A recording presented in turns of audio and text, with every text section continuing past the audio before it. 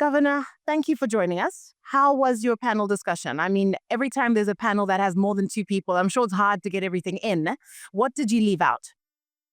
Well, what I left out, I don't think I left out anything. Yeah. The panel was about how do we mobilize financing for the development needs of the region, financing in such a way that we actually own the process. We don't compromise on development priorities. We don't compromise on policy. That was one aspect.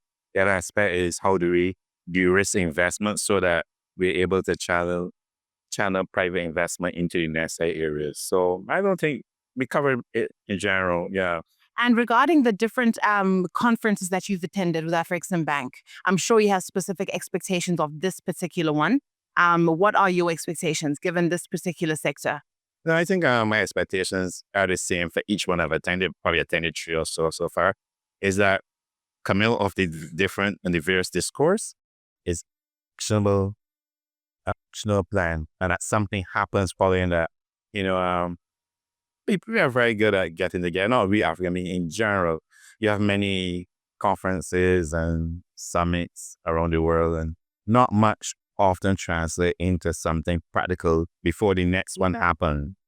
And so my expectations coming to Afreximbank conferences is that between each one, we get some movement on the ground in different aspects. And we're seeing it between the last one and this one. We've established we have agreements to establish Afreximbank Trade Center in the Caribbean. My expectation, as before, is the same. We will continue to make progress in those areas. I think that's an important takeaway, that it's not just a talk shop, but that things actually come out of it. And I think Afreximbank is well known for that.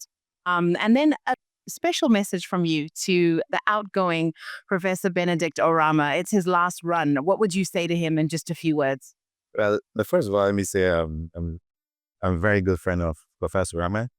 First of all, Professor Oramah is an amazing human being. Beyond that, just a blessed heart.